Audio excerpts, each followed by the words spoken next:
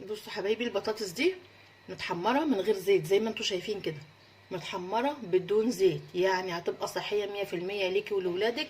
هتاكلي بطاطس محمره وولادك هياكلوا بطاطس محمره ومن غير اي دهون، يعني معلقه زيت واحده بس هتحمر لك اللي انت شايفاه ده، وفي نفس الوقت مش هتتعبوا من الزيوت المهدرجه ولا الكلام الفارغ اللي احنا بنشوفه ده.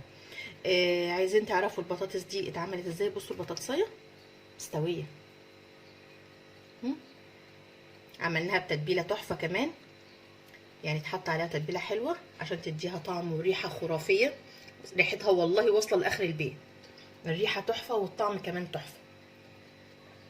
عايزين تعرفوا البطاطس دي متحمره اهي، عايزين تعرفوا هي اتحمرت كده ازاي ومستويه من بره ومن جوه كمان جميله. عايزين تعرفوا هي اتعملت كده ازاي؟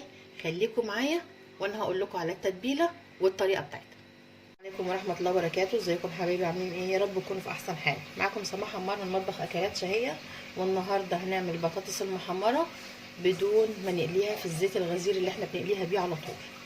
يعني مش هنحط زيت كتير، يا دوبك معلقتين زيت من ده على اي كميه بطاطس انت عايزه تحمريها لاولادك، ان شاء الله هتطلع محمره ومستويه وطعمها احلى كمان من اللي انت بتحمريها في زيت كتير.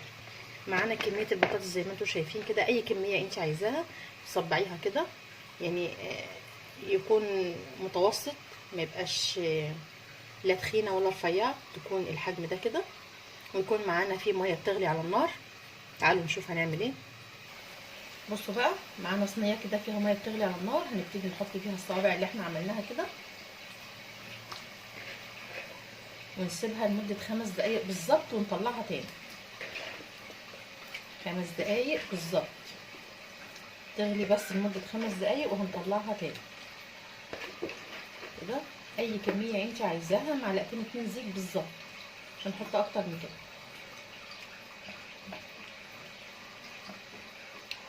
هسيبها بعد 5 دقايق ارجع لكم تاني.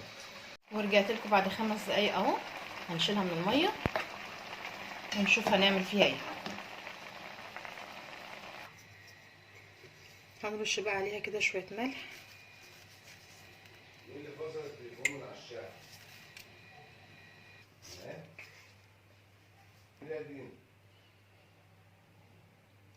هاتي يا دين، روحي لابوكي، يلا اطلعي بره.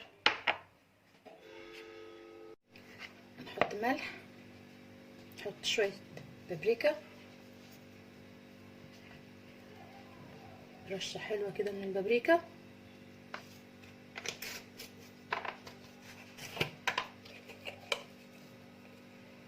رشه برضو كده من الكمون،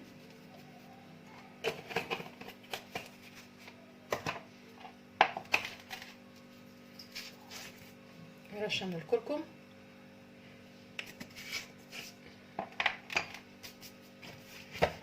نحط معلقتين من الزيت، حاجه بسيطه خالص. بصوا يعني حاجه لا تذكر اهي بس. نبتدي بقى نقلب ده كله في بعضه ونرصها في صينيه. ورجعت لكم تاني حبايبي بعد ما طلعناها من الفرن اهي زي ما انتم شايفين كده. بصوا مستويه،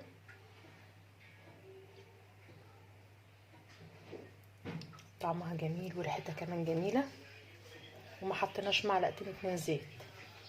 يعني هتوفري في الزيت اللي بقى ب65 جنيه وب70 جنيه دلوقتي، وفي نفس الوقت هتاكلي حاجه بدون ما تحط لها زيوت كتير.